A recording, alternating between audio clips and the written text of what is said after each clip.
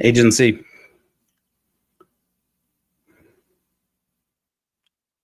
What can I tell you? The world melts down.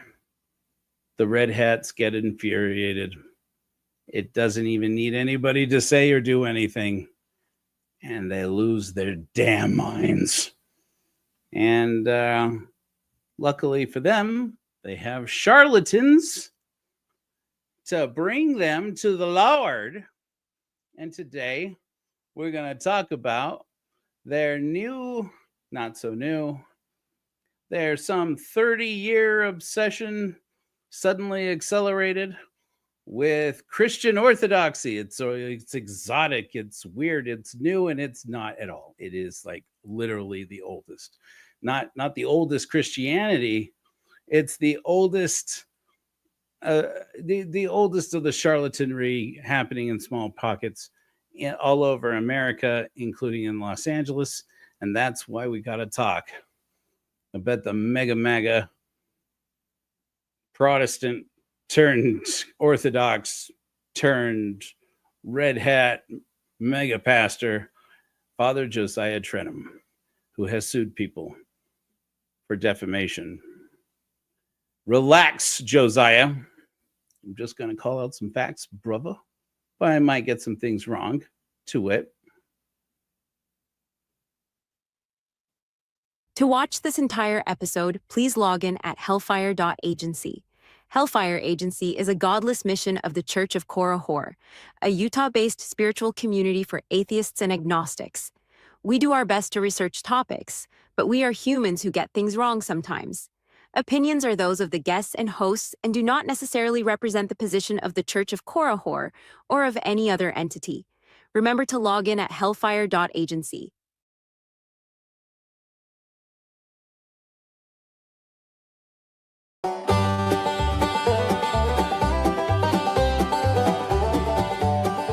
Big top goes up, preacher works the street. Come find Jesus at the meet and greet. Sell you heaven, then shake you from their feet. They'll raise the dead, they'll cure your gout. Pass the plate, take a pass on doubt, 'cause charlatans never change. Say it in that holy name. Fools burnt in holy flame. Oh, charlatans never change.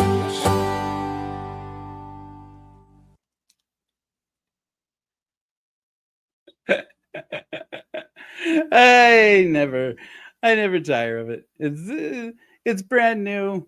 And I think I make these. So it's like, anyways, Josiah Trenham, let's talk about him. It's a bit crazy. Let me see if I can pull up his picture without ruining everything, which is what happened last time we tried to use share screen. We're going to try it again. StreamYard. Oh, wait. No, I uploaded a picture.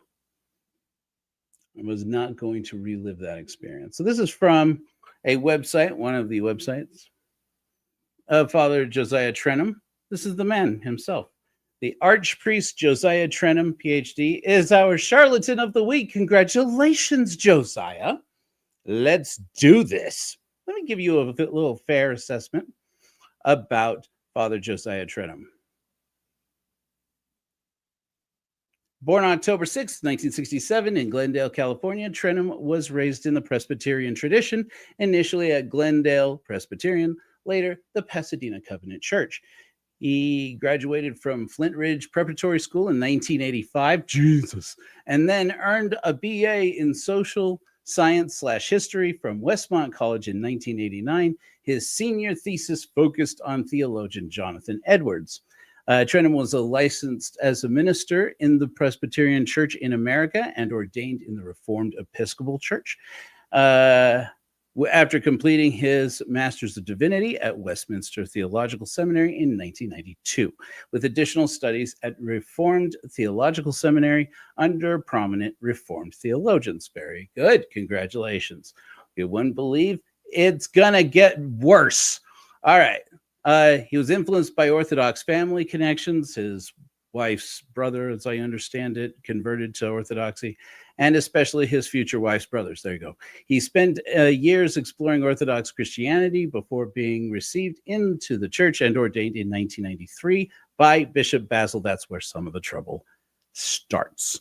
Now, following his reception into Orthodoxy, he served as assistant pastor at St. Athanasius Orthodox Church in Santa Barbara from 94 to 96, and briefly ministered with his family at the St. Innocent Orthodox Orphanage in Rosarito, Mexico in 1997. Since 1998, he has served as pastor of St. Andrew Orthodox Church in Riverside, California. In 2003, he was elevated to archpriest by Bishop Joseph and remains in that role. Trenham earned a PhD in theology from the University of Durham, England in 2004. His dissertation focused on marriage and virginity, according to St. John Chrysostom, and was published under the title Terrestrial Angels. Oh boy. Yeah. So yeah, this is all gonna start making a lot of sense how we got to where we are. He's taught theology and history, serving as an adjunct professor at institutions such as St. Catherine College and California Baptist University. Has published books and articles and founded Patristic Nectar Publications. He also hosts the widely followed podcast, The Arena, on Ancient Faith Radio. Now, here's the trouble. Now, some critics have pointed out that Trenham was ordained straight to the priesthood, what's sometimes known as primitive ordination, shortly after his conversion, skipping customary diaconate and seminary formation, raising concerns about canonical propriety and formation practices in that era, like I care. However, commenters, both inside Orthodoxy and outside, and famously including a recent lawsuit against a podcaster who challenged certain aspects of Father Trenham's character. Don't sue. Church of Korhor ain't got no money for you, sir. And where did you get so much money for suing people, by the way, Father Trenham? I would like to know. We're going to get into some things here. I would like to know more about the money behind all this. The money has driven me to some curiosity. Commenters describe him as unwavering in presenting official church teaching, but sometimes in the least charitable way possible, especially on sensitive moral and cultural issues. This has turned some listeners away, despite his pastoral care for actual parishioners. In summary, Father Josiah Trenham transitioned from Reformed Protestant roots into Orthodox Christianity with relatively swift ordination, later pursuing scholarly pursuits and growing a significant online presence. His fast-track ordination and uncompromising rhetorical style remain points of debate within the wider Orthodox community. Thank you, ChatGPT, for at least helping me to summarize everything that I had started to research. It started out, I saw a whole bunch of videos with this guy talking about how much people who are gay or lesbian or trans are an abomination to the Lord. That's my summation. Father Trenham, you're welcome to come on the program and tell me how I got that wrong. I get things wrong sometimes. I have recently pointed out that there are people who think I am wrong, but they are. To a man, people who think that guardian angels watch over you, that the moon landings were faked, or that the earth is flat, or that the world was created in 6 days, or that the or that how your day is going to go has been determined by where the planet was in relation to other planets and stars on the day that you were born. So I may be wrong about some things, but if that's your track record, I don't know how you presume to know. I'm just saying. People out there who like me and are not atheists like me, and then come out and say, he does claim he's an atheist, but I don't see it. Hi, Lisa. But in case there's any question left, I'm an atheist, the old toxic kind, the kind that likes to tear apart some charlatans. So let's do it. Figuratively speaking, wish no violence on Father Josiah. Hope he lives a long, long life of my poking fun at him. Okay, let's go. All right, so I'm going to show you some clips now. You're going to need to understand a few things. I'll update you as we go. But I talked enough here. Let's hear a little bit of something from Father Josiah Trenham. Now, I want to warn you, Father Josiah Trenham is a controversial figure for a good reason. He is controversial because he likes to make, frankly, use polite words.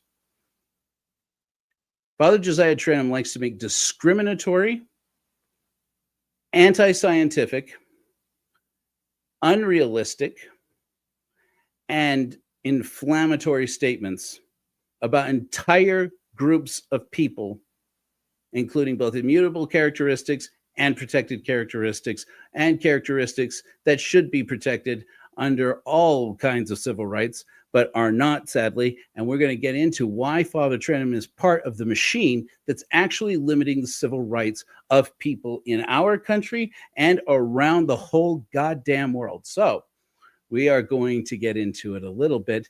This is your man, Father Josiah Trenham. Let's take a look at what he has to say. This is on a podcast he did. I'm not really sure when. I'll put it in the show notes when this is published. And published. Here we go. Online and look around the world, there is this kind of, there's been this, obviously, this movement of feminism and the idea that masculinity is quite negative. And in fact, even in some of the churches have been a lot more feminized than others. I think one of the things that appeals about Orthodoxy to young men is that there is structure and that there are expectations and that there is authority, and you are asked to do things for your repentance, not just to turn up and profess your faith, but to do stuff. And I can also understand why some men are kind of, especially young men on the internet, moving towards Islam, because I can see this strong masculinity and brotherhood that they kind of show, and that's missing in a lot of Christian denominations. And I think men are confused about what masculinity is. And there's many false ideas out there. In fact, some of them probably demonic about some of the people online that I won't mention. But what does it mean to be a good Christian man and a Christian husband? From a biblical perspective, from an Orthodox perspective, how do we do it? And I share your opinion that the role of men today in society has been greatly emasculated. So let's just take a moment here. We'll have plenty of time to hopefully to get into some of this. Okay, so we're talking basically about MAGA, and I'll tell you why we're talking about MAGA. There is always, when you have far-right extremism, there is always an effort by the leadership of that far-right extremist group to try and indoctrinate young men into its group. I've mentioned this before, you don't know about this, you should watch the film, which is actually directed by a woman. Apropos of nothing, it was one of the first feature-length documentaries, if not the first feature-length documentary directed by a woman, a very strangely controversial woman who worked for the German regime in the 1930s and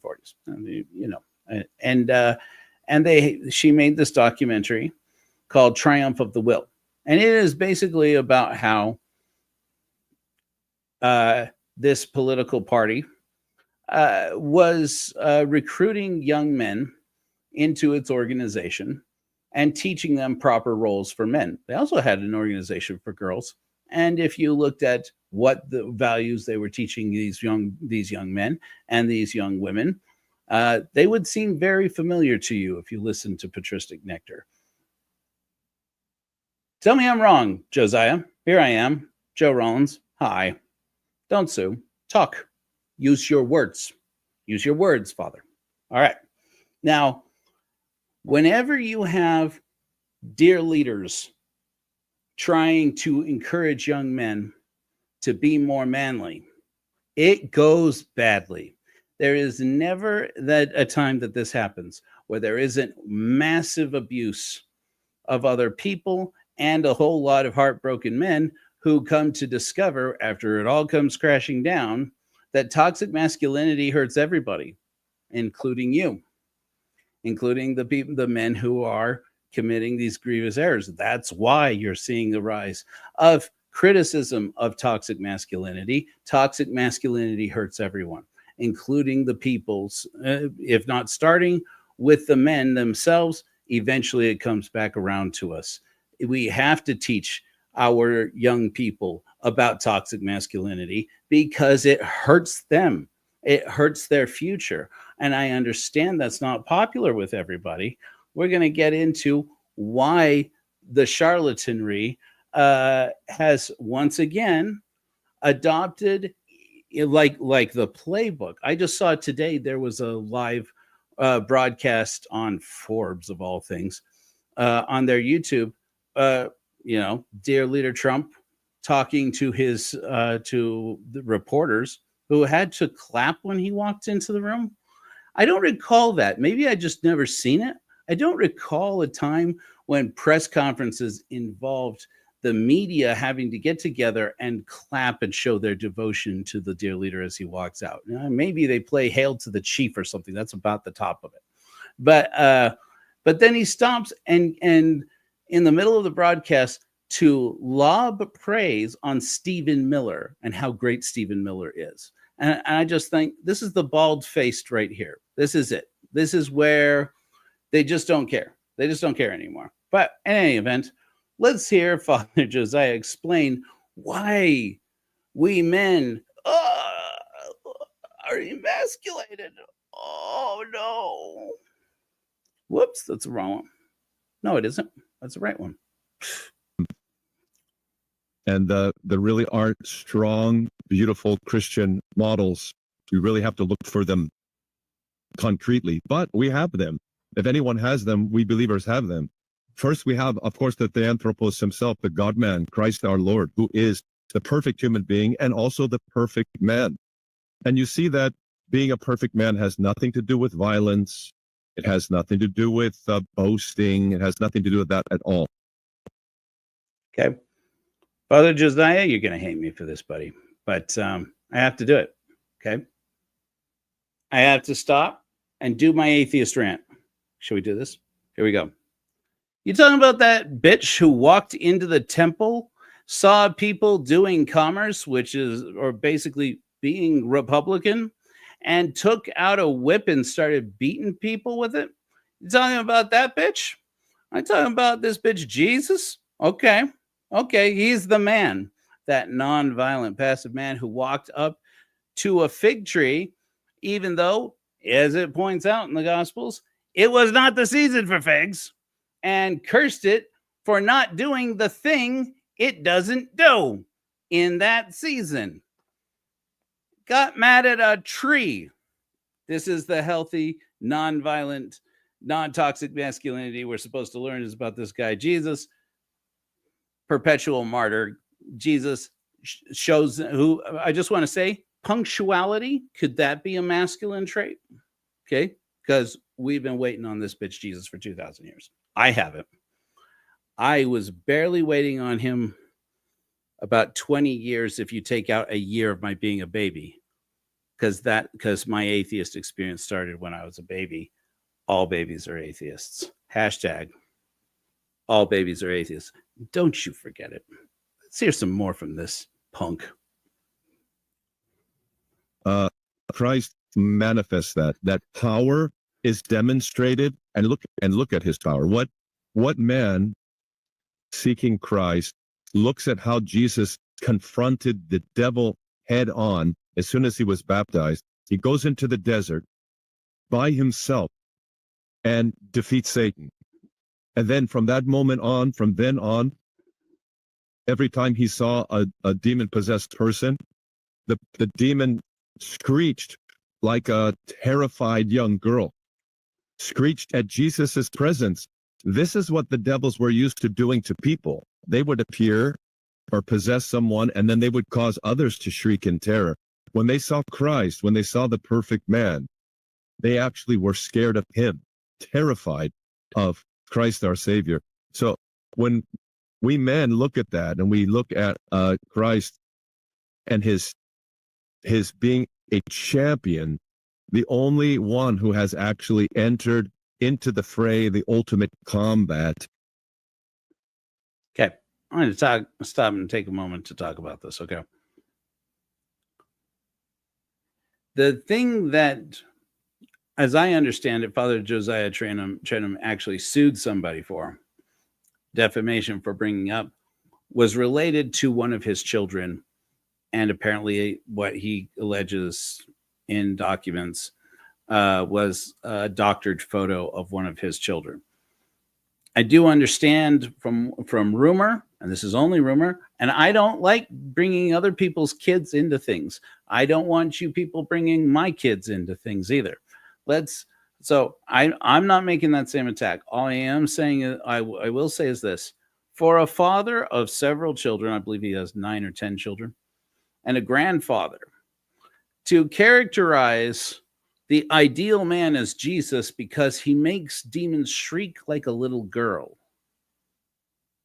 does not scream to me of a positive, healthy relationship with one's own masculinity.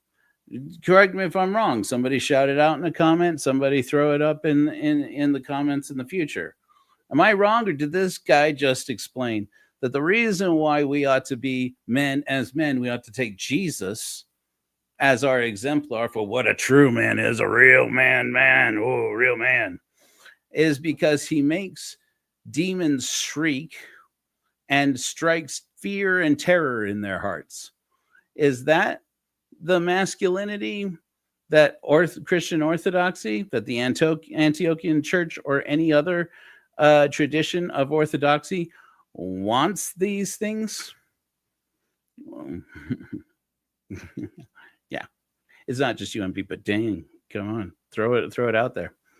I mean, is this really how the church wants itself represented? We're going to get into this because actually the answer is there are many people in the Orthodox tradition, which we're going to bring up a little bit of the schism going on in Orthodoxy, who don't like the way that Father Trenham is representing their faith. And perhaps, I'm not saying it is, I'm just going to throw it out there, Josiah.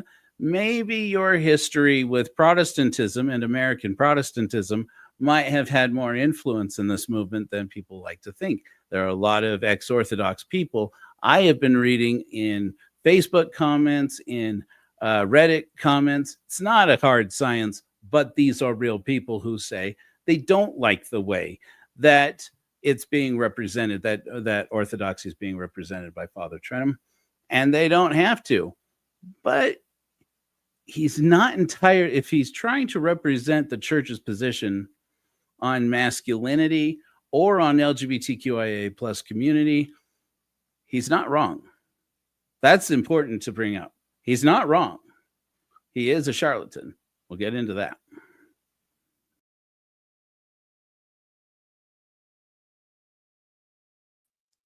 Whoops.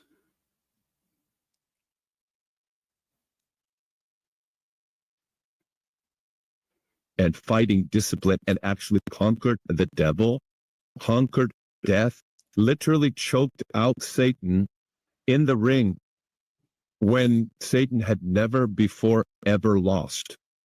Jesus is the first man, the true man, who showed the devil the exact opposite. He crushed the devil. He ate him instead of being eaten by him.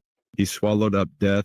He descended like a lightning bolt into Hades, terrifying the demons and destroying their dominion, shattering their doors, taking the chains off those captives in Hades, and then bringing all of those captives as his treasures that he loved, into freedom and into paradise.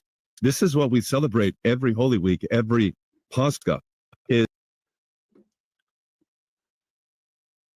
Your man X Mojo just wants to point out, you can read everything this man just said in like in the most stereotypical gay guy voice, and it rocks. And I'm not going to do it here because that would be wrong.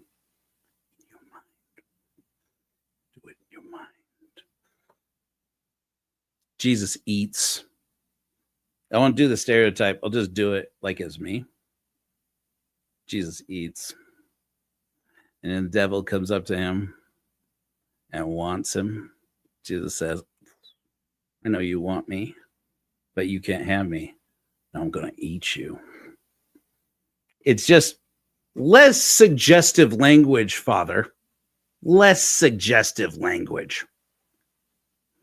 It's the triumph of the ultimate man. I think any human being, and especially men, when they look at Christ and they see what power is, we call Christ the Pantocrator. This means the Almighty. We put him in our domes. And if you look at the icon of the... I can't help it. I can't help it. You're talking about this guy who supposedly walked out on the ocean, on the sea, and will start walking on water. And then him and his friends are like, Jesus, that's a rad trick, dude. Call to me and I'll go do it. And he's like, yeah, come on out. And then watched as he sank down in the water. And he's like, you couldn't have done that. You talking about that guy?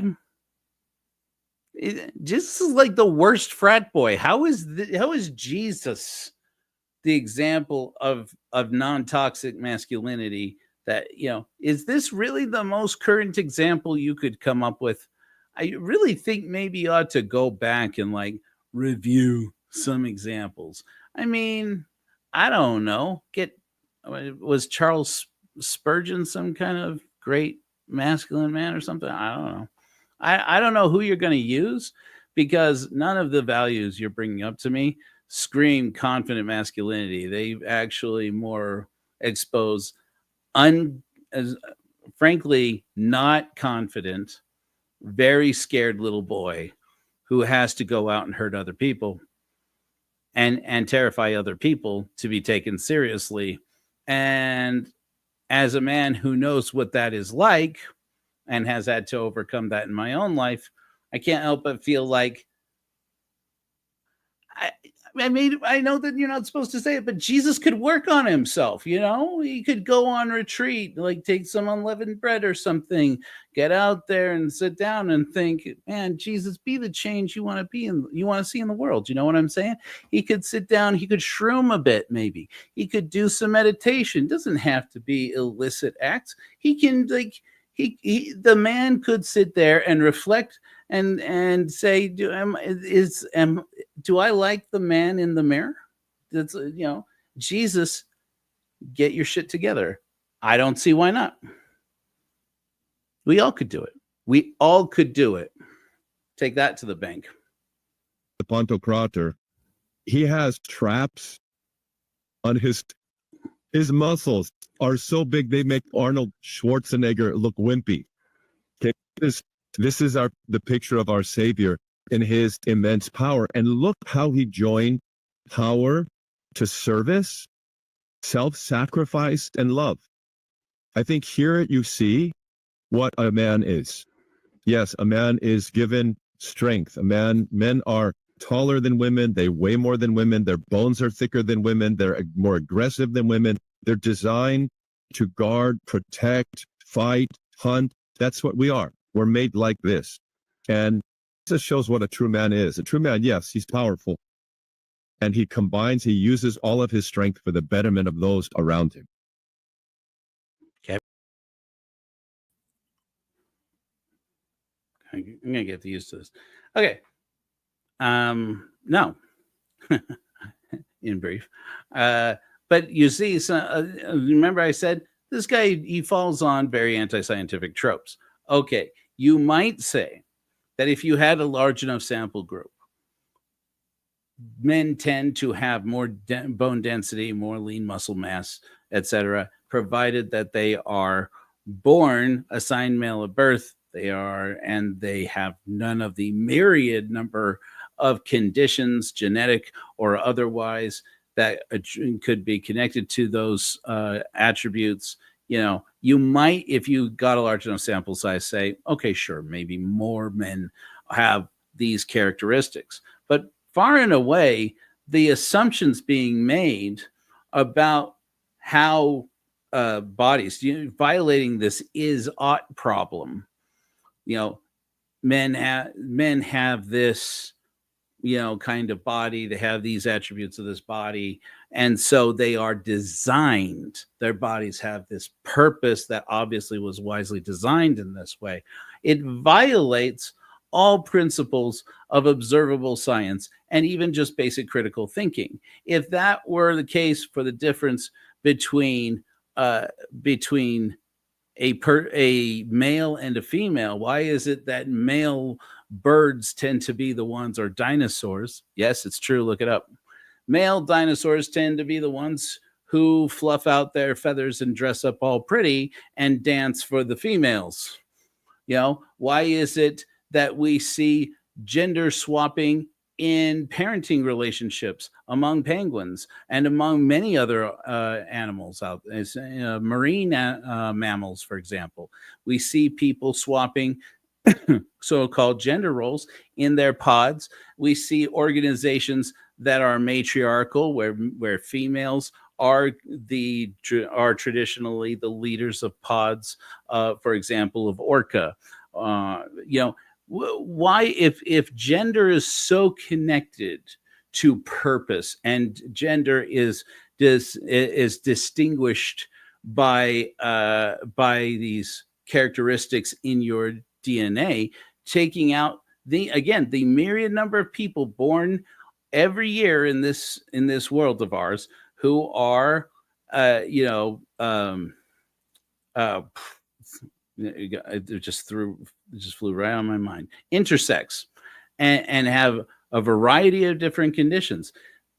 This has become a problem even today. There was an announcement that they're trying to bring that Donald Trump wants to already bring accolades on himself for bringing the Olympics to America again in 2028, and then got up and declared that he's going to effectively ensure that they are going, when he was asked, that they are going to ensure genetic testing of all the athletes to ensure that they are the gender that is ascribed to the sport, how their sport is segregated. That's the right word to use there. You can look it up. Okay.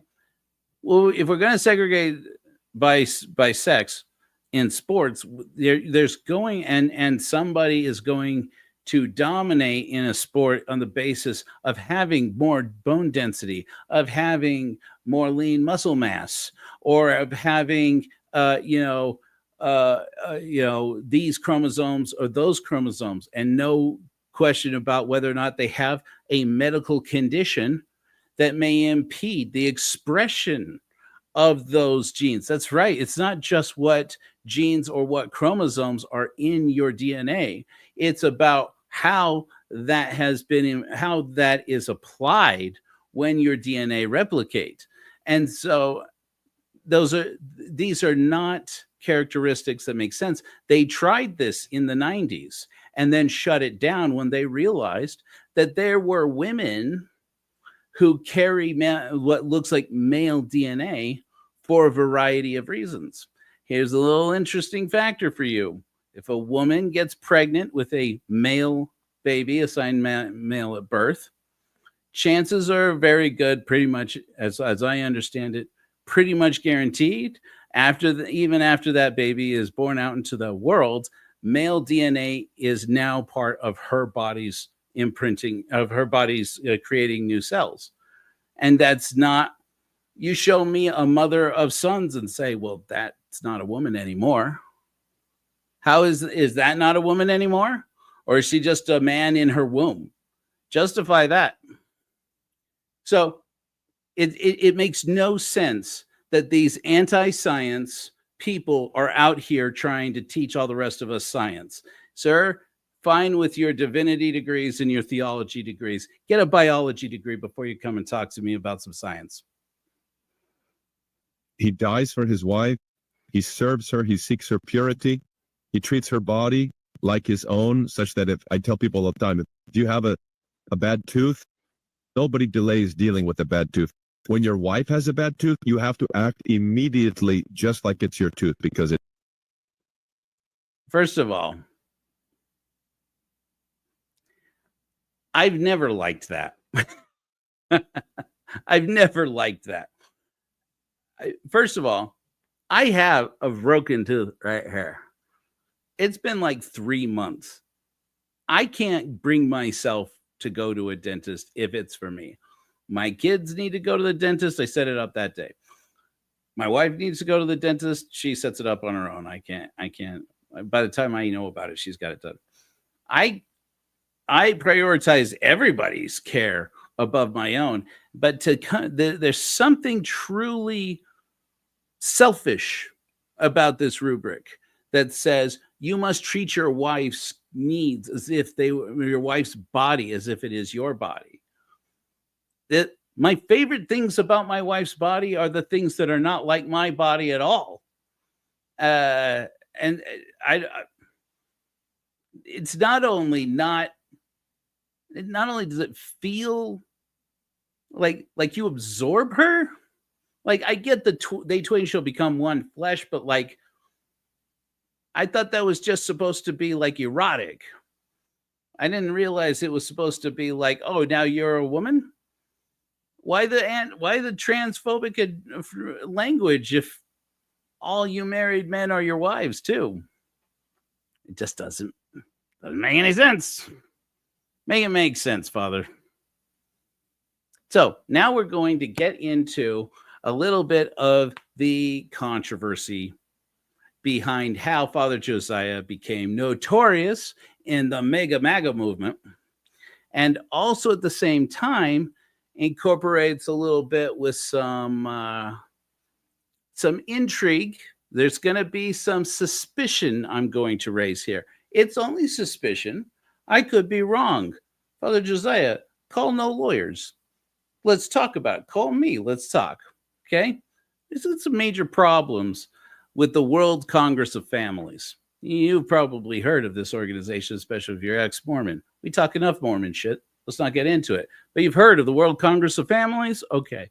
Let's watch a little video from the Human Rights Campaign about said organization.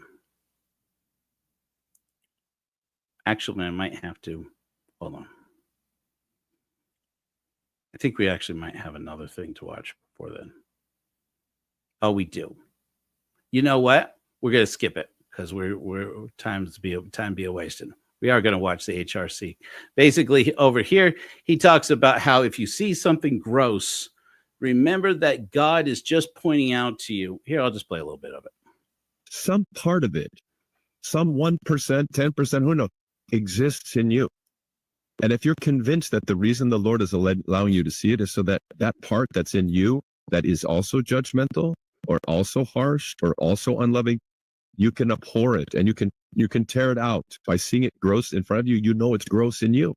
Those are the two reasons I think that God allows us to see and experience terrible things and comments and criticism and that type of thing, is so that we can help people be saved and we ourselves also can make progress. Okay, just before we get on, so basically what he's talking about there is me. Hi, Josiah, Father. I don't know what you're supposed to do. Sometimes ex-Orthodox, ex-Christian, ex-Mormon, atheists and agnostics, people who have deconstructed religion, are critical of the religion, and it's got absolutely nothing to do with hurting your feelings.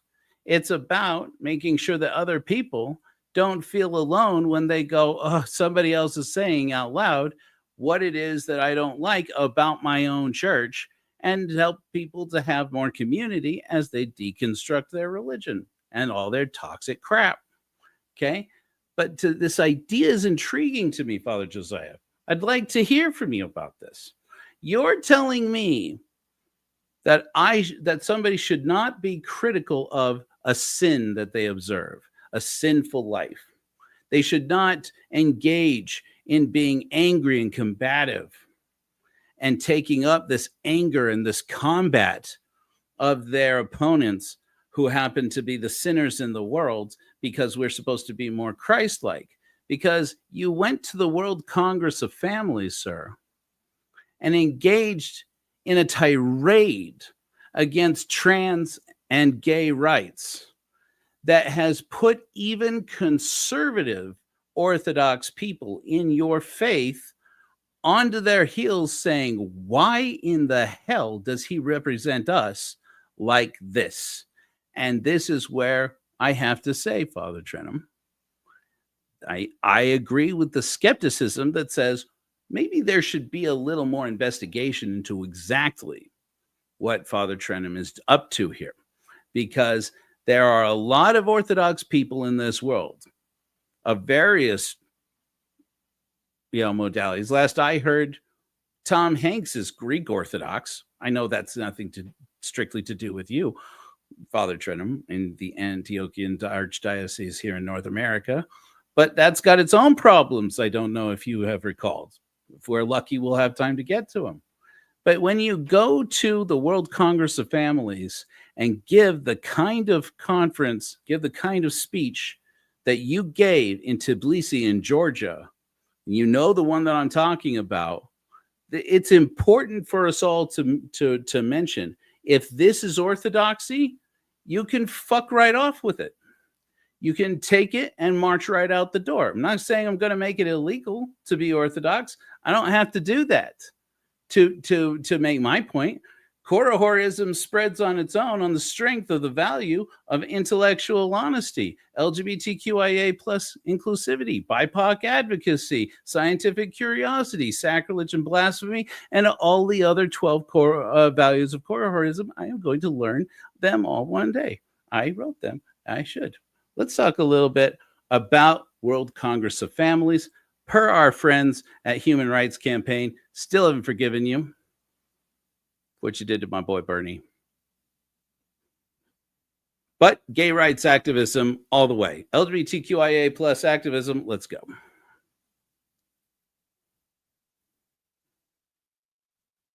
Anytime now. Human Rights Campaign. Hello. How are we? The most Comment. Oh, for Pete's Which is now much more dangerous to be gay in Nigeria, where same-sex marriage is now punishable by up to 14 years in prison. Holding hands, kissing, waving the rainbow flag, any of those could get gays and lesbians and their supporters sent to jail in Russia. This law has given the signal for hate crimes all over the country. It's given the cue to the state media to be completely and utterly homophobic, to turn on the television and see Russian Orthodox priests, members of parliament speak in the most disgusting homophobic way possible, is completely dispiriting, highly influential, and completely sanctioned by the Kremlin. The president of Uganda signed a sweeping anti-gay bill into law. It makes it illegal simply to be gay in the country and imposes harsh prison sentences for offenders. Do you think this law would have happened if it were not for US interference? The answer is no. Okay, so I'm just going to stop right there, before we get called out for taking somebody else's video, even though I'm sure Human Rights Campaign would want us to watch that whole video. You get a flavor of it. The World Congress of Families is an interesting organization. When I say interesting, I mean evil. You guys have lawyers, right? I don't know. Have at me, bro. I disclaimed it at the beginning. There are opinions expressed here. This is my opinion. This is my subjective moral opinion. The World Congress of Families, brethren, up north in Salt Lake. Do I need to drive up there and do I need to nail 99 of these to the temple door? Do I need to go across the street to the Cobb so that you can hear? Okay, I'm just saying it. I'm saying it out loud. This organization is wicked and evil and cruel. And the things they have done to torment and discriminate against gay and trans people and queer people all over the world are downright frightening. Let me give you a little bit of the history just before we get into Father Josiah Trenham actually going over there and taking their crap and cranking it up to the next level. Let me find where I had left off here in the script. Here we go. So the World Congress of Families was launched in 1997 through the efforts of Alan C. Carlson, then president of the Howard Center for Family, Religion, and Society, which is now the International Organization for the Family. Whole rabbit hole. That's a whole rabbit hole right there. And Russian intellectuals, inspired by Article 16.3 of the Universal Declaration of Human Rights, which upholds family as the natural and fundamental societal unit. That's from 1997 till now. We can attribute a lot of the movement away from that as progress, gentlemen. Fight me.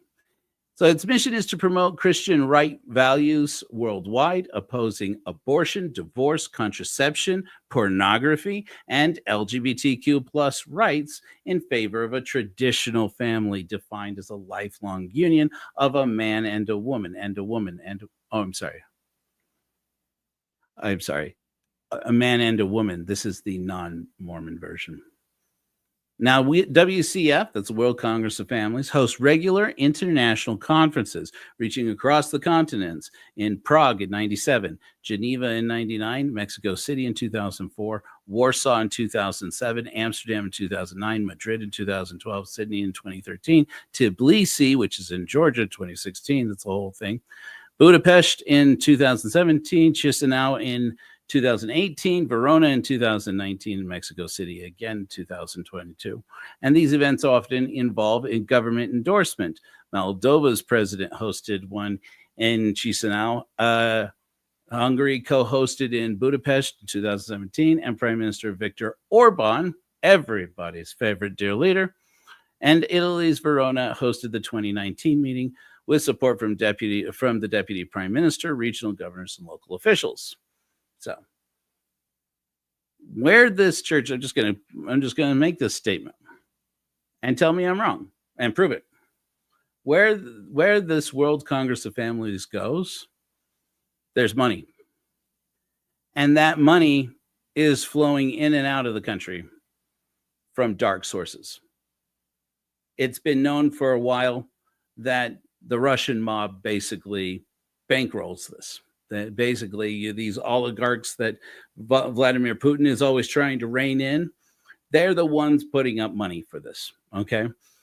And, there are major churches, major organizations that get involved in this. You want to see some? So let's watch a little bit more of that, actually, because I want you to see some of these organizations, some of the things they say.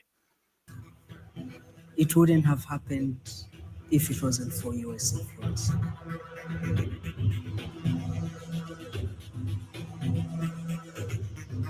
We believe that you cannot separate the causes of abortion, euthanasia, divorce, homosexuality, cohabitation, sexual promiscuity, materialism, violence. These are all symptoms to the disease.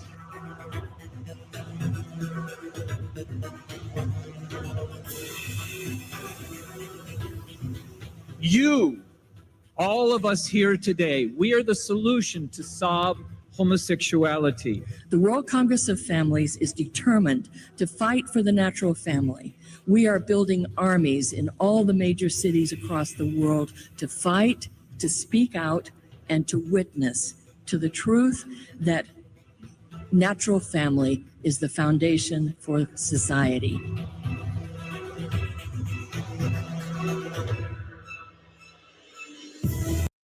So you get a flavor of that, okay? So this is the organization that we are dealing with when we talk about the World Congress of Families. And it's important because Father Trenham has spoken at more than one of these.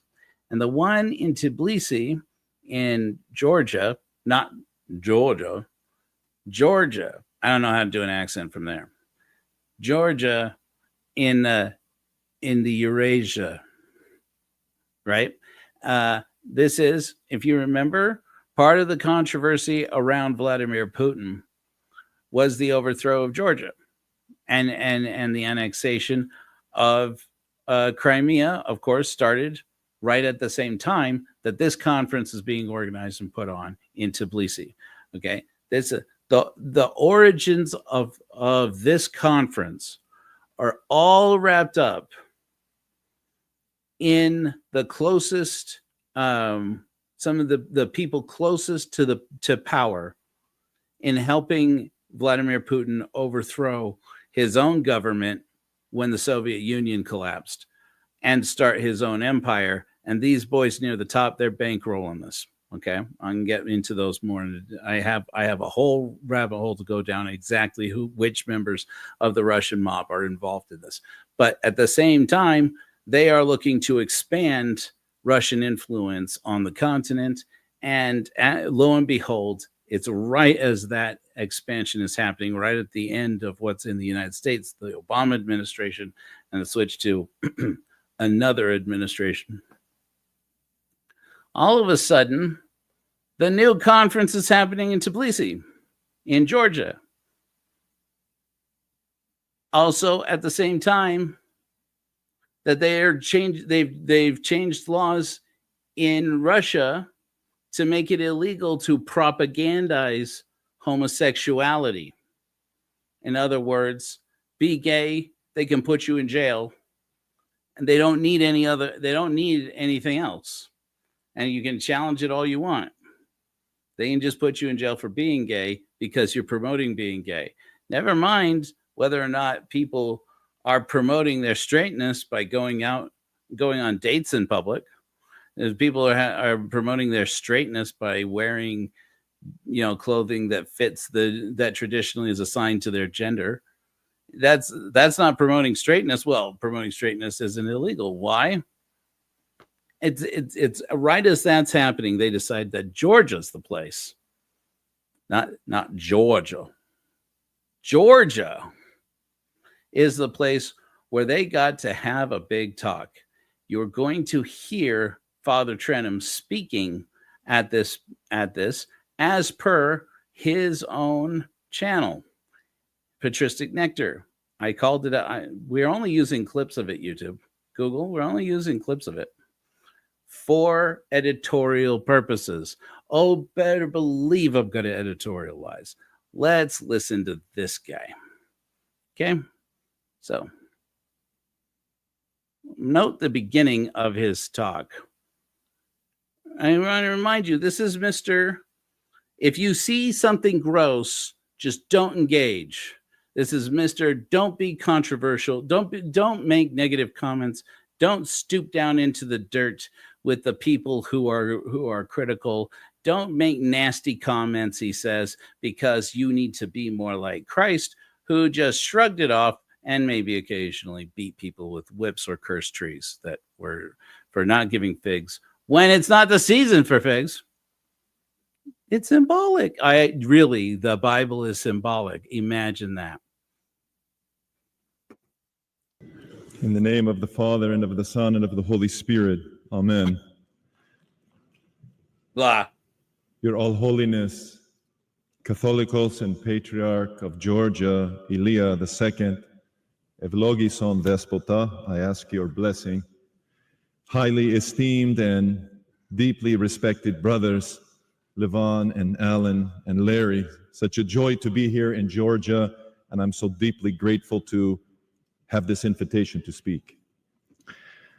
I was born and raised in Los Angeles, California, in the United States, as was my father and his father before him. Los Angeles is the birthplace of the LGBT revolution.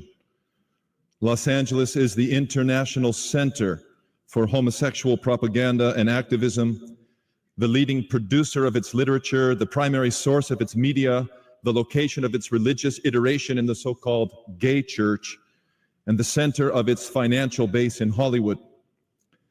More gay and lesbian institutions have been started in Los Angeles than anywhere else in the world. AIDS was first discovered at Cedars-Sinai Hospital in Los Angeles, wiping out what was for gays a golden age of so-called sexual freedom. Los Angeles was the site of the first homosexual uprising in history, 10 years before the Stonewall riots in New York City. And it was there that the first so-called Gay Pride Parade was held in 1966, just a few months before I was born.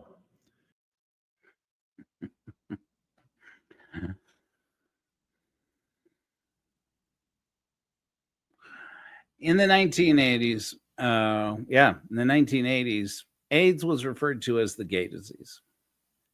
AIDS does not just affect gay people. True, at one point, disproportionately, it was gay men who were seen to have the symptoms. But guess what? Anybody can get AIDS. It's not a gay disease. It's just a virus. And now one that, thanks to science, there is treatment for. And so far, not one Jesus miracle. Not one Jesus miracle cure. Science. All right. Now, it is perhaps the most despicable trope to connect AIDS and the rise of AIDS with homosexuality and sex between gay people. That is perhaps the most disgusting thing. It's ascientific, and it is placing a punishment on people, who have been tormented with a terrible disease and who were killed in large numbers and continued to suffer and still continue now to suffer with a terrible illness, to bring it down as either abandonment from God at the best case, or worse, depending on how you look at it, I guess. And then the other extreme as God's very punishment for being gay. If you're going to insinuate that, Father Trenham, say that specifically, hold chest, and don't be surprised when yet more criticism falls on you, because we just flatly don't need charlatans like you, Father Trenham, poisoning the minds of our youth with this filthy hate speech. And I'm not going to make it illegal. I don't believe in censorship. I'm going to call it out. This is the sunshine that you get. I hope you're loving it, because here it comes. You, sir, are a bigot, and you deserve all of the criticism that's falling on you. At that time, the gays dragged a 20-foot papier-mâché phallus down Hollywood Boulevard, truly an expression of the idol of their devotion.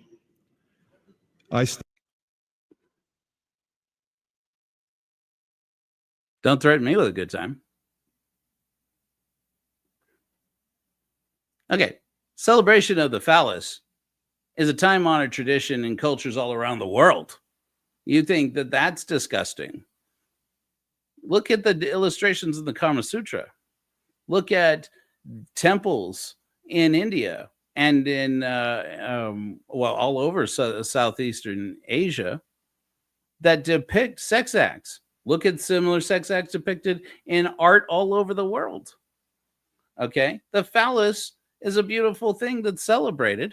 I get that you are afraid of it, but you don't need to be, number one. And number two, if that's your kink, Father Trenham, keep it to your damn self unless it has been invited. But to shame everybody else for not having your particular breeder kink is just gross, man. So this is all I'm going to say. As a man who is also a father, one father to another, I sure hope that you don't teach that to your children. And I sure as hell would hope that somebody would confront you for teaching it to anyone else's children. I imagine as a spiritual leader in California, pastoring your own church, you have preached sermons in the presence of children. And to poison the minds of adults is one thing, but to inject this hatred of quote unquote the gays, as you call them, into the minds of children is frankly organizing a hate crime. In my opinion, and I am not an attorney or a prosecutor, but I look at it and I see it. I look at this right here and I see everything you need for the makings of a riot to go out and hurt people for being different than yourself. And I would love it if at least once in this rhetoric you had called out to say that is not a justification for vigilante violence. Something tells me that wasn't an oversight. But that's just my opinion. stand before you today, dear friends, as someone who has lived through the revolution, a revolution more disturbing to the norms of human civilization than perhaps any other revolution. Did you see how he just painted himself a survivor? He just painted himself as a survivor. He just martyred himself. He made himself a martyr of the gay agenda. Don't let them make me, don't let the gays make me not gay. No, don't nail me down. Don't tie me down. Don't stretch me. You are not a victim, sir. You are not a victim of any gay agenda. You're fine. You're making who knows how much money from who knows where. Government probably doesn't know anything about most of it. How much of it? I'm just going to call it out. How much of your little church's money comes from Russia? That's what I want to know. That's what I want to know. Who pays for the flights to and from Georgia? Who pays for the swanky dinners? I'm sure they're there. Who did you meet at these dinners while meeting with this organization that is allegedly bankrolled by Russian oligarchs? Who's paying for this? I want to know. Luckily for you, in America, it's next to impossible to find out because you're a church man. Well, so am I. When I was born, the Los Angeles Police Department was making thousands of annual arrests of homosexual men for public sodomy and fellatio in our city parks and public bathrooms. There's a long and consistent history of unusual bathroom use in the LGBT community.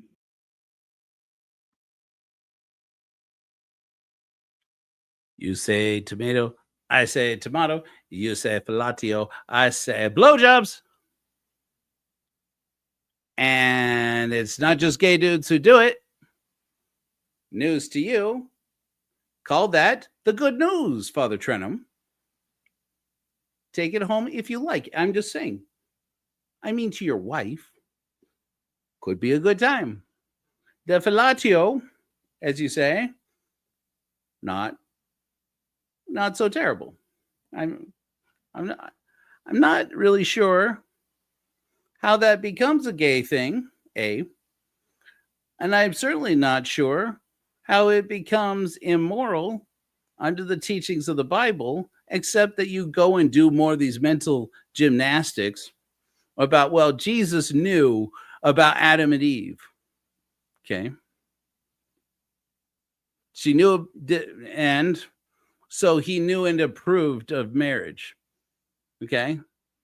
Jesus also knew about Abraham, who was a polygamist. Jesus also knew about David, who was a polygamist. Except no, they didn't, because none of those people are real people. All those people are fictional people. They're all legends. Number one. Number two, did you know that Eve scrumped Adam's apple before she gave it to him? Who's eating whose apple? Whose apple is that? And the fruit of the tree of knowledge of good and evil, whose fruit is that? And who's scrumping it for whom? And why are they sharing the scrumpage? There are more things in life than preaching, Mr. Trenham. Okay. But now we got to go. We've already done AIDS being the gay disease. Now he's getting to, do you know only gay people have sex in bathrooms? And they'll never believe where in 2016, what's happening in the world. I'm just going to put it up there. What's happening in this world right now, 2016? You'll never believe where talk about sex in bathrooms is going to go next. Did you hear this man? Did you hear this man, by the way, talk with praise about how many arrests the LA police?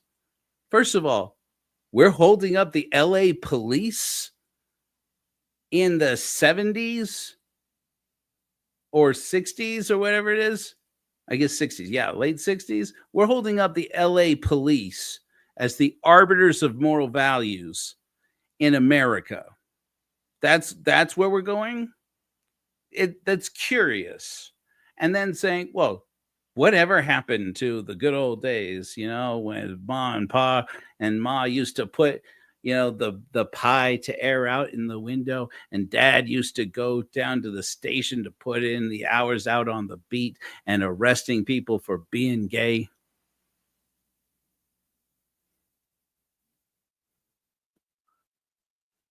The glorious days.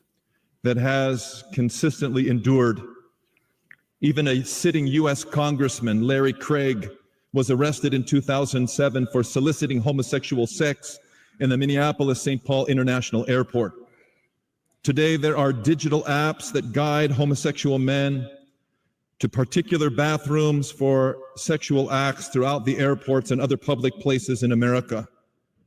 Keep that history in mind when you hear about the contemporary debates about the so-called transgendered bathroom bills.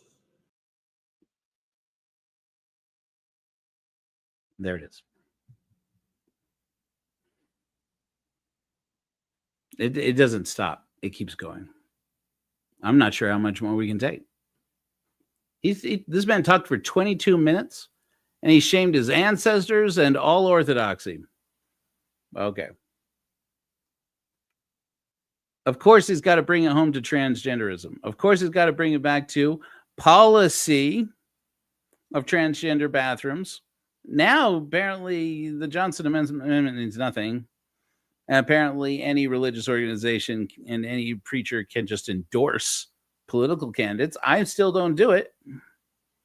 I just call out amoral behavior. I learned it from Gordon B. Hinckley, getting up on Larry King to talk about how terrible Bill Clinton was and how he needed to get right with God because he cheated on his wife with an adult woman who says now, after all the backlash, that she was in love with him and despised Hillary.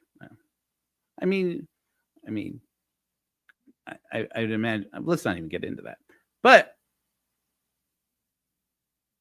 they got up on Larry King Live and shamed him and told him and the prophet of the Mormon church. I'm sorry to bring this home directly to some of us here. We talk about a lot of Mormon shit here. We just do it. Said that he thought that it was an apology that Bill Clinton owed to the nation that he cheated on his wife. Now we got other things happening in this country. I don't know if you noticed. I guess I get to call it out. I mean, nobody called out old Bentner Hinckley when he came out and said that the president was being amoral. That's why we are publishing tonight. I announced it on Sunday at sermon. Tonight we are publishing the open letter I have written on behalf of the Church of Korihor. If you're involved in the Church of Korihor, this is in your circle now. This is happening. I've written a letter addressed to 1600 Pennsylvania Avenue, explaining to Mr. Trump that it is completely valid that his critics would question his integrity and his legacy if he pardons Ghislaine Maxwell.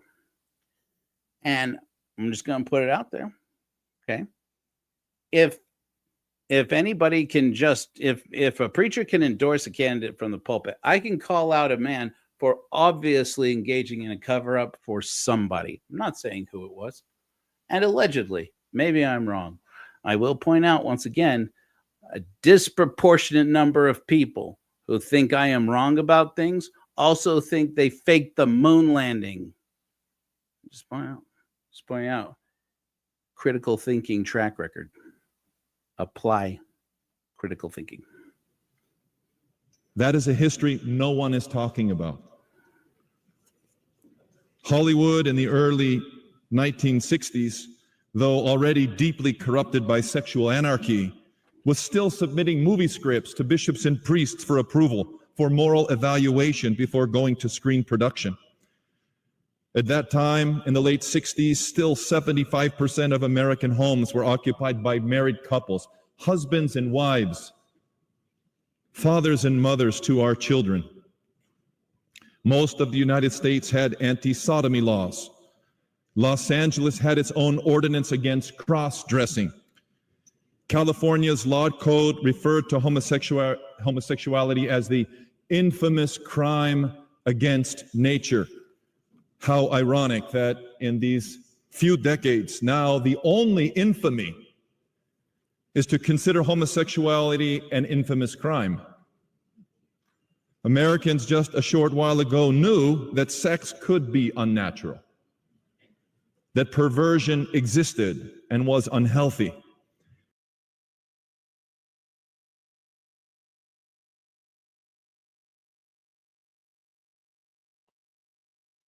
Sex could be unnatural. I mean, don't threaten me with a good time. Not this close to the paper mache penis thing. That's okay.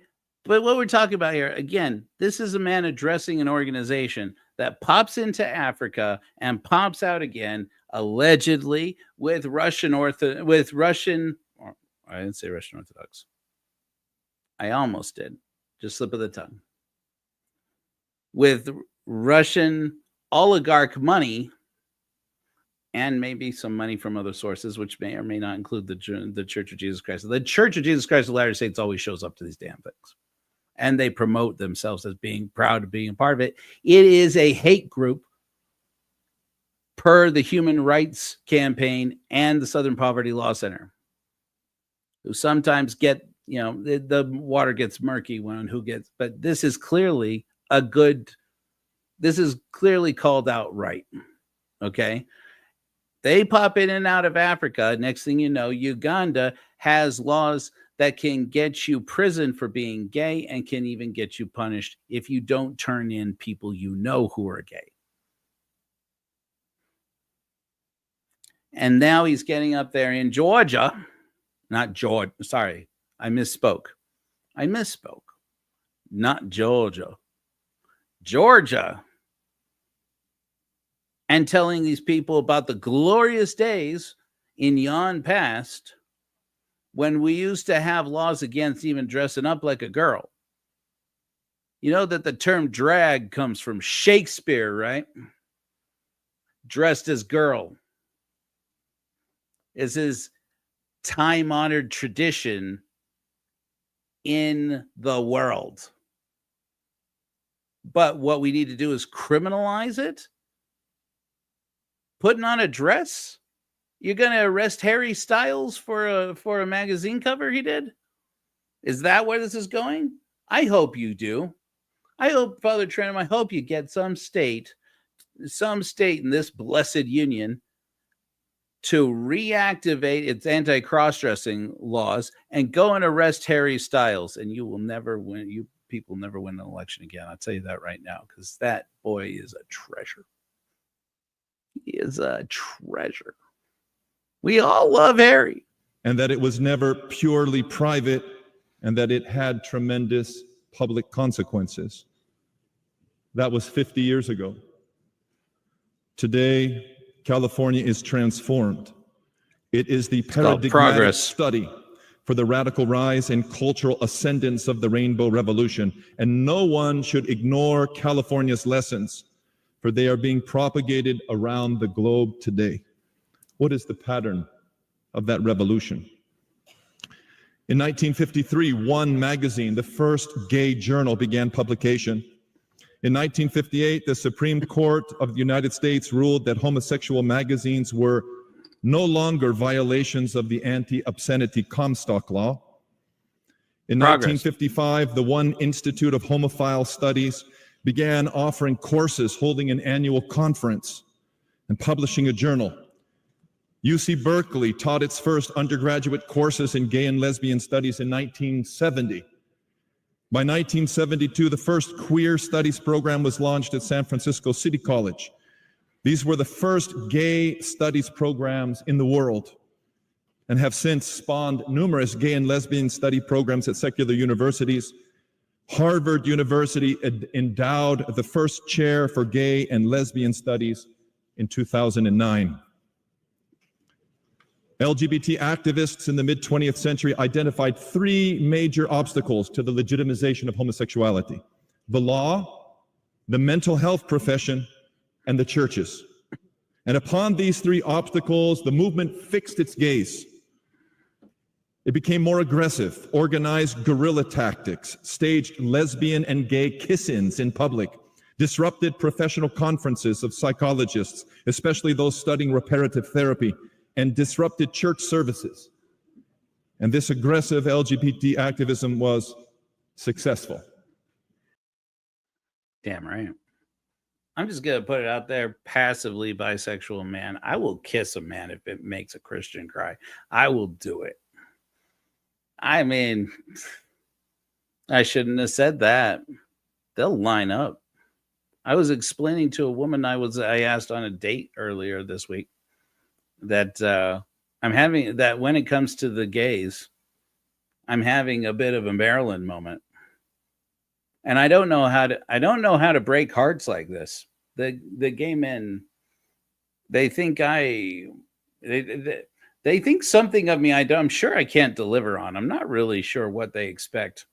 But anyways, but I'd kiss a guy. I'd do it. If it made the baby Jesus cry, I'd kiss him again.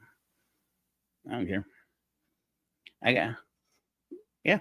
Anyways, so I mean, okay, so calling out all of the progress that has been made to normalize being gay. But the thing is that normalizing being gay is about exposure in the public eye, and so that people can see how not dangerous it is. And that's why gay pride parades are important. Some of them are more flagrant than others, and some of them are more family friendly than others. And some of them have been corporatized. As a matter of fact, a lot of them have been corporatized and have been overtaken by people who are actively fighting against the rights for gay and transgender and queer people. And, you know, to bring to sunlight, to bring the sunlight of disinfectant on the issue is helping. It has changed laws. It has changed court rulings. It has changed education. And that's a good thing, because we need people to understand normalizing is about normalizing in the minds of people, not making it normal to be gay, because there have always been gay people as long as there have been people. We find evidence of it again and again. To be gay is not weird. To be gay is not even that rare. To be gay is just a normal part of the biological experience of just about every species we know of. And even to be transgender, again, there are more species that swap not only gender expression, gender identity, but actually transform their bodies out there than these people are willing to admit to themselves, believing, quote, that God made our bodies and made our gender in a specific way. Adam and Eve, Adam and Steve, not Adam and Steve bullshit. So, calling you out, Father Trenham. We're going to do a little bit more of this abuse because I am just a masochist, and then we're going to get there. In 1973, the American Psychological Association removed homosexuality from its list of pathologies. In 1975, all California laws against consensual homosexual acts were revoked. Having altered law and having altered psychology, the remaining obstacle was opposition in the churches. Okay, so I wanted to bring this up before we wrap this up, because I don't want to take up all of your evenings, but I also don't want to spend all my time just listening to this charlatan talk. I had a little piece of something I wanted to share with you. I thought this is very interesting while going down my rabbit hole on this man. That sounded wrong. Sorry about that. Okay. I didn't write it down. So that's not going to be the thing. Oh, wait a second. Oh, no, here it is. Okay, here we go. I did write it down. You gonna get it now. Okay. In 2020, there was an anonymous open letter calling out Father Trenham's extremism in response to this talk we're listening to right now. Okay. And it was published on January 16th, 2020.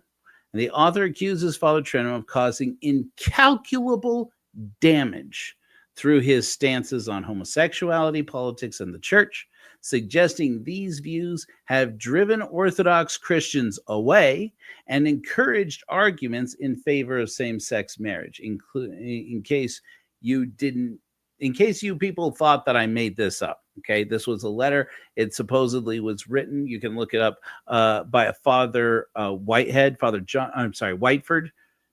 John Whiteford. I had to do a little bit of research. I don't know a lot about the current composition of the clergy of the Antiochian Archdiocese of North America. But these basically, according to Father Whiteford, he did not write this letter, but somebody who he thinks is a clergyman in the ecclesiastical orders, in the sacred mysteries of Orthodoxy, of the Antiochian tradition, that somebody, obviously, who was an ecclesiastical leader must have written this, and that they are a coward. And he rose to the defense of Father Trenham, who apparently he does have disagreements with. We'll get into that here just in a moment. Okay, so the letter claims that Father Trenham's approach is shallowly uncharitable, particularly harmful to faithful individuals who struggle with same-sex attraction, and calls on church leadership to rein him in. The podcaster that Father Trenham sued and won judgment against something, forgive me if I get this wrong, I'm going off memory here, I may misspeak.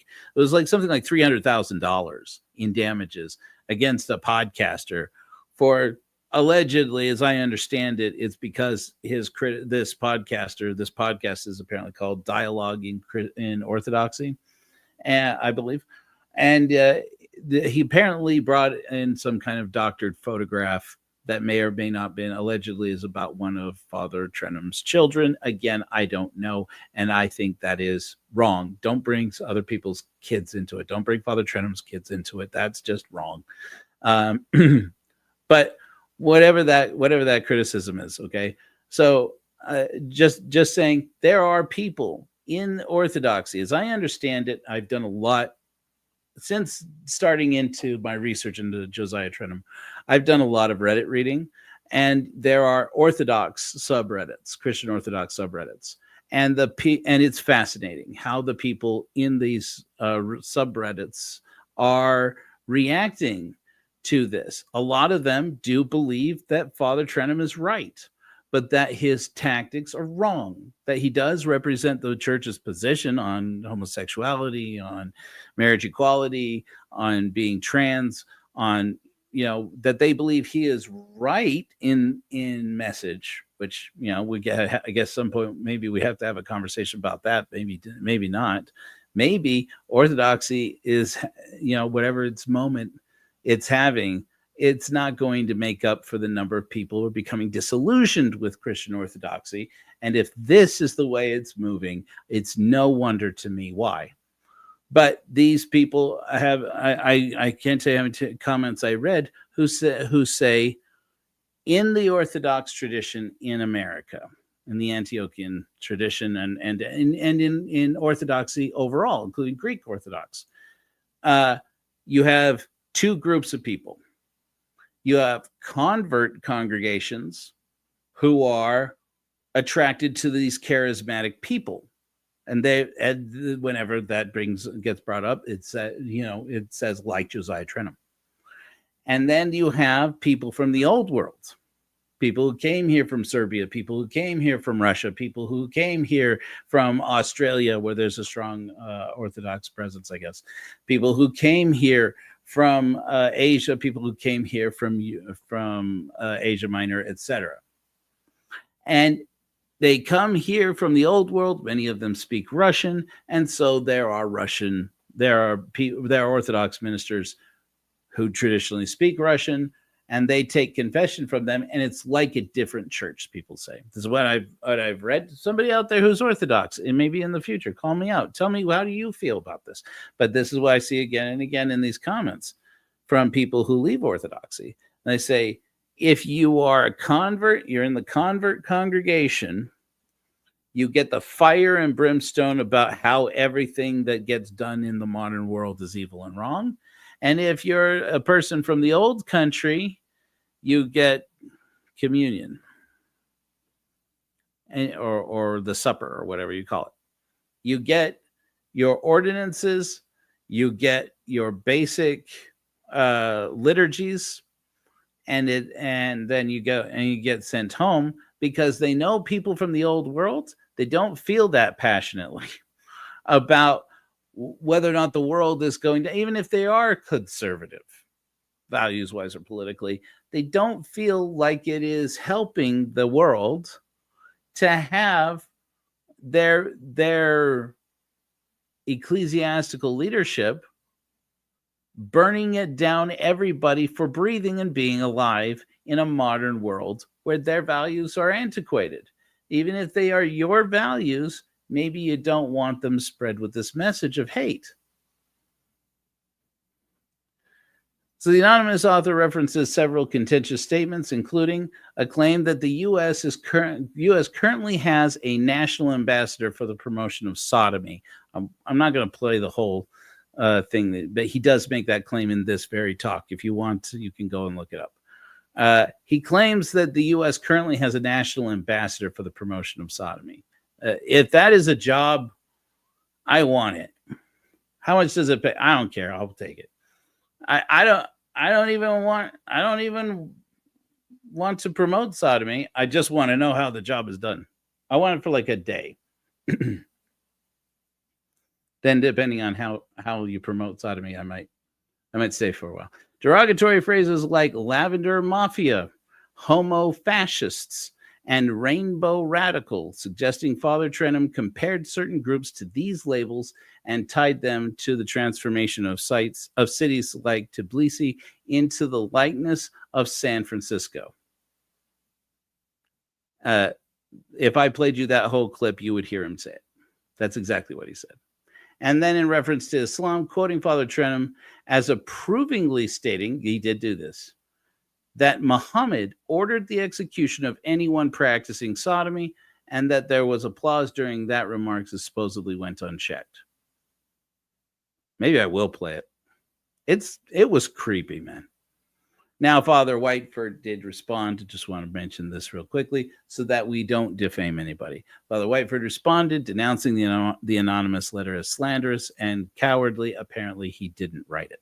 He emphasized that it lacked specific evidence. The author accused Father Trenham of harmful intentions, but provided few concrete examples or citations. In other words, I won't read you the whole thing. I had summarized between me and ChatGPT trying to like condense it. It's a lot of rabbit hole that we went down here, but basically he came to the defense of Father Trenham, said that he knew Josiah Trenham personally, and that he calls his disagreements out with Josiah Trenham personally because they have that level of confidence, and he wouldn't, in a cowardly fashion, write to the leadership of their order and in an open letter accuse Josiah Trenham or anybody else of such heinous accusations under somebody else's name. That was a cowardly thing to do. But he seems to be pretty, I don't know, I read the whole letter, and it seems to me he is pretty clear in suggesting he believes he knows either who this is, or at least knows that it is an actual member of the Orthodox ministry, of the Orthodox ecclesiastical order. And so that he does consider it cowardly. This was in 2020. Okay. Now, the thing that may or may not shake a thing up here in Orthodox, as I understand it, and again, I am not an expert, is that in 2022, their order kind of had this leadership crisis when it turns out that the leader of this family values-oriented archdiocese allegedly had an affair. Burn the world down. Oh, one man snuck out on his wife. Okay. It's a mean thing to do. Don't be cheating on your spouses. But, you know, especially if you're going to be the church where the priests marry and have big families, and then go out and cheat on their wives while burning the whole world down and y'all are having fellatio. Don't be filatioizing, or we'll send the cops to arrest you because that's gay. In spite of the fact that people fellatio between the genders all the time, fellas. How are you behind on this? Are you behind on this? Let's listen to some of the ending here, and then we'll wrap up here. Suffice it to say, it gets damn disgusting. The sodomization of California was and is an anti-democratic imposition. Oh, no, let's back up. The majority of our citizens rallied against this to promote State Proposition 6, 22, and 8. All were designed to protect traditional marriage. And unable to bear the rebuke of democracy, the LGBT movement found support from our new national oligarchs.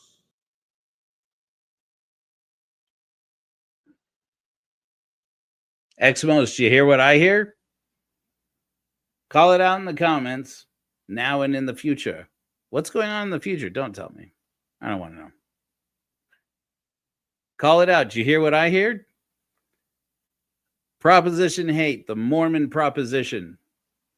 It's not going to escape. It shouldn't escape anybody's attention that there are Mormons in this audience. He does reference Dallin. I'm not sure. I looked it up. I wasn't able to confirm that Dallin H. Oaks was at this conference. So don't tell anybody I said that he was. He does say Dallin. That could be any Dallin, but I have a strong sinking feeling. I'm gonna get to the bottom of this and then find out I'm totally wrong. But he does mention Dallin at the beginning of it, and he does mention Mormons as being one of the few church groups in America that is holding the line for traditional conservative family values. And lo and behold, right? And lo and behold, in 2019, he was invited to another such conference in Salt Lake City. Brethren, don't get involved with this schmuck. This guy is first rate, everything that we still criticize you for. The Church of Jesus Christ of Latter-day Saints, I'm going to say this very, very much in compassion because I do still love many Mormons in this world. Do not participate with this organization. Do not participate with this man. We will be relentless. If you don't like the criticism you get now, I don't know if any of you saw this. Anyways, I don't know how much more criticism you think you can take, fellas, ex-brethren. But if you don't want more, I'd suggest don't have anything to do with the World Congress of Families. You can get involved with all kinds of genealogy, and we'll pretend that has nothing to do with any kind of... I won't even finish that statement. Okay? All kinds of genealogical conferences, fine. Ancestry.com, and we'll pretend that's not basically now the new family search. We don't even have to talk about it. It's fine. We will do all of that, okay? And we'll roll our eyes and say, "Oh, the genealogy thing." But I would strongly recommend to you, if you would turn down the criticism tap, to have nothing to do with this conference that is getting gay people discriminated against in the politest, if I use the politest possible term. Okay? You don't need these people. And if you would escape the box of criticism that you find yourself in, this glass house, throw that stone. It's like, you remember Dimitri Martin said, they say that people in glass houses shouldn't throw stones. Well, how about nobody throws stones, because that's just crappy behavior? But there is one caveat. If you're trapped in a glass house and you have a stone, throw it. What are you, an idiot? So really, it should be only people in glass houses should throw stones, provided they are trapped in said house. It's longer, but it's more accurate. Let's get to the end of this blowhard's anti-everybody agenda. That is our activist judges, to eviscerate the will of the people, and all state laws banning same-sex marriage were overturned last year in 2015. Today, the USA has a national ambassador for the promotion of sodomy, and it uses the LGBT agenda as a litmus test for granting humanitarian aid and military intelligence against terrorism to needing nations. Apparently, I did include it. You heard it, right? Anybody who says allegedly he said that, you just heard it. He claims that the United States currently has an ambassador for the promotion of sodomy. We can narrow down pretty quickly what he actually means. Okay, there are roles filled by the government to promote inclusiveness of gay rights, to include people who are lesbian, gay, bisexual, transgender, queer questioning, intersex, asexual, etc.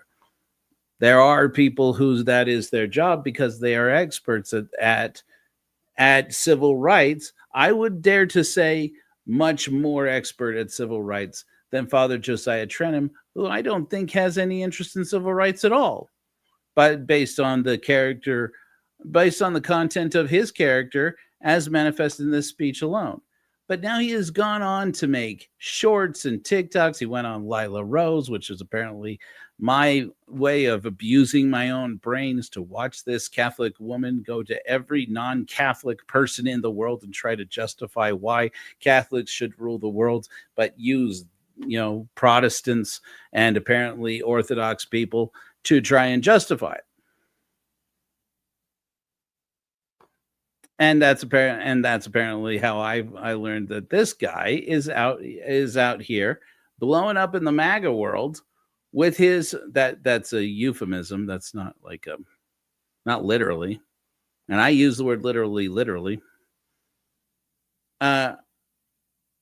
Going out there and becoming and going viral in the Red Hat movement because he's willing to call out the emasculation of men and how we need to teach men to be men and boys to be boys, and how women need to be a part of it. And, oh, by the way, insert anti-LGBTQIA agenda, of course, because of course. And insert violent rhetoric about how Jesus is eating the devil, about how Jesus went out there in the most nonviolent way possible and caused all of hell to shriek because he taught us what masculinity is. Masculinity makes someone shriek? Is it just the demons? Who else shrieks? Father Trenham, I'm not saying I'm going to do this. I'm not going to do this, okay? Because I'm doing you enough. I'm doing you enough harm if I am doing you harm.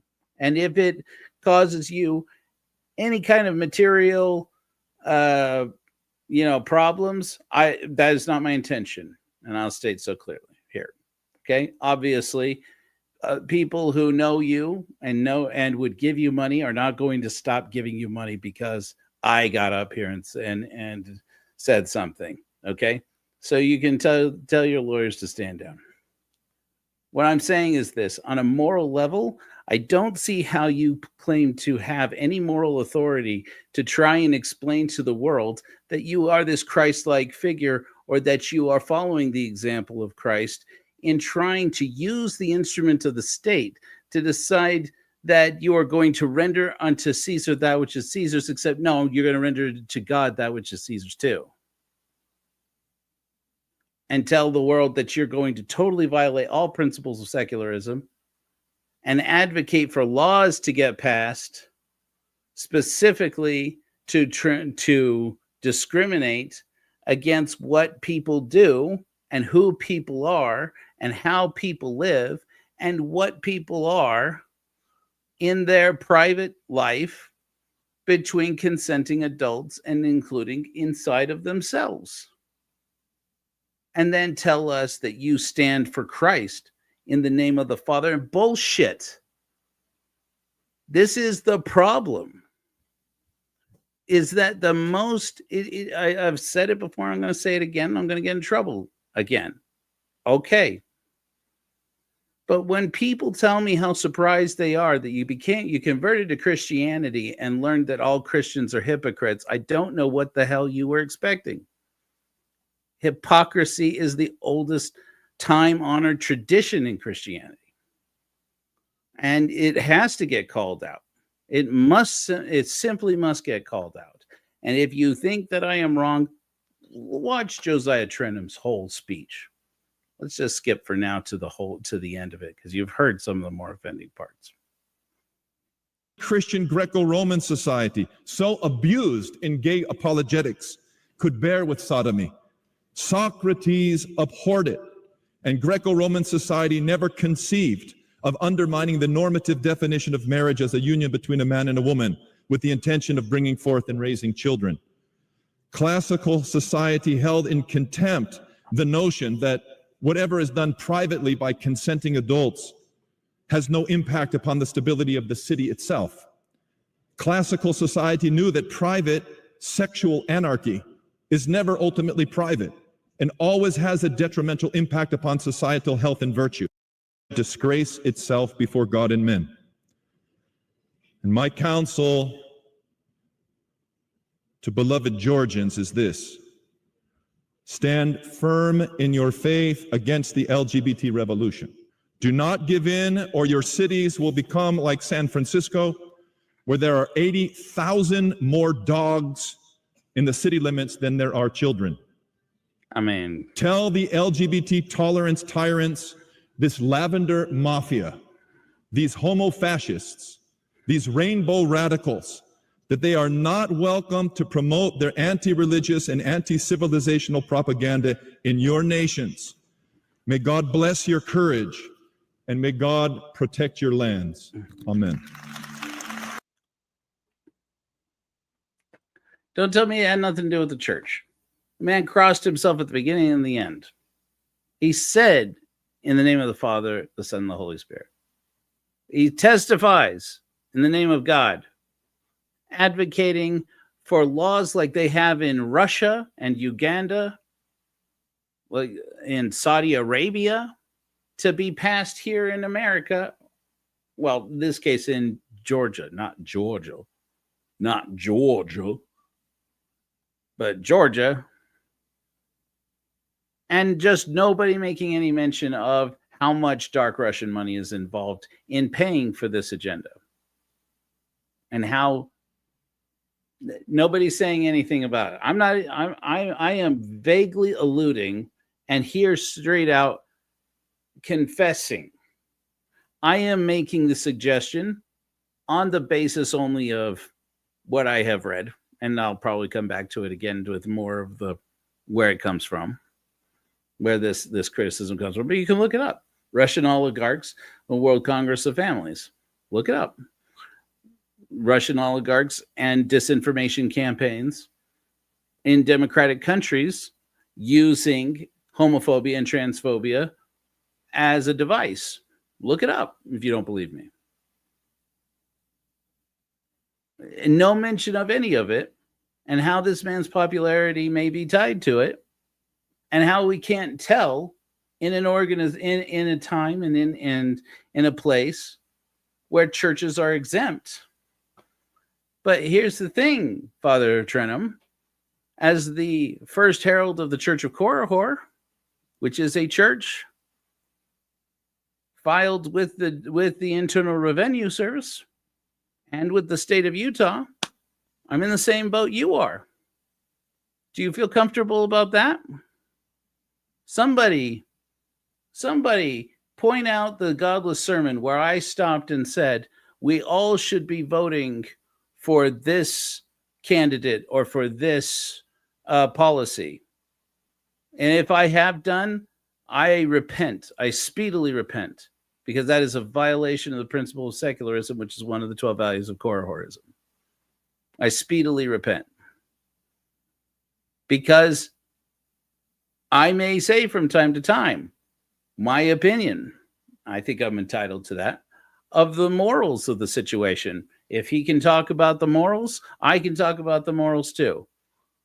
I said in the sermon I'm now retroactively renaming Mothers in Every Cell, that I don't know how a modern person can be against a woman's right to choose when she has a family, or if.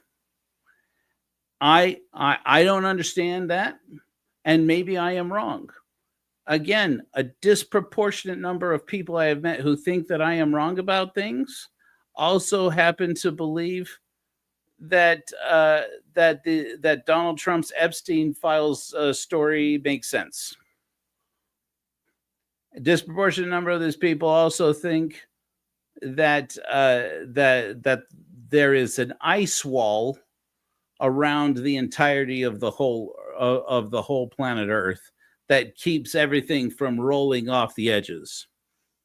So you can think I'm wrong, and you may be right. I confess you may be right that I am wrong. But if your other decisions and your thinking otherwise is a manifestation of how I am wrong, you better not come at me with how Jesus is coming back. I'm wrapping this up. I want to thank you guys for being here. There's a very distinct possibility that I'm flying out to Denver for a work thing, but hell or high water, probably high water, because there is no hell. I am planning to be back again on Friday. This is currently August 6th, so that'll be August 8th. I'm planning to be back with a live where I'm going to take down somebody else. Eventually, we're going to be talking about more than just the baddies. But we have to talk about how Sean Murphy is completely with having supported cutting in half the budget for NASA. Now is the interim director of NASA and is actually very plausibly pilfering what remains of NASA's budget to suit corporate interests. And I am furious about it. I'm getting after somebody with it. And so I'm collecting as much data as I can. We are literally now on a day-to-day discovery of what exactly Sean Murphy is getting at, trying to do to monetize, allegedly to monetize the National Aeronautics and Space Administration. And I am not happy about it. That'll be a live episode of Non-Zero Chance on Friday. I love your faces. Thank you for being here. And I just wanted to say, Father Trenham, if I got something wrong, I got something wrong. You think Jesus is real, so you're going to have to prove to me where you've done some critical thinking in the past that warrants your telling me that I'm wrong before I'm going to just outright believe it. But you're welcome on my show to explain to me how you are not a charlatan. Until next time, I invite you all to think critically.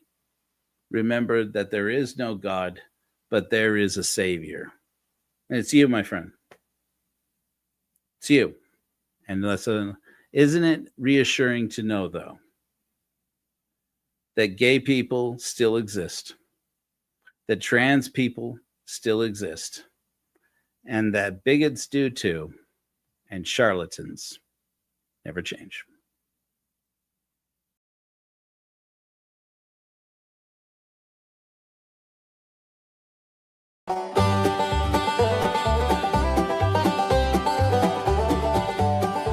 Big top goes up, preacher works the street. Come find Jesus at the meet and greet. Sell you heaven, then shake you from their feet. They'll raise the dead, they'll cure your gout. Pass the plate, take a pass on down, 'cause charlatans never change. So say it in that holy name. Fools burnt in holy flame. Oh, charlatans never change. You're welcome, Josiah.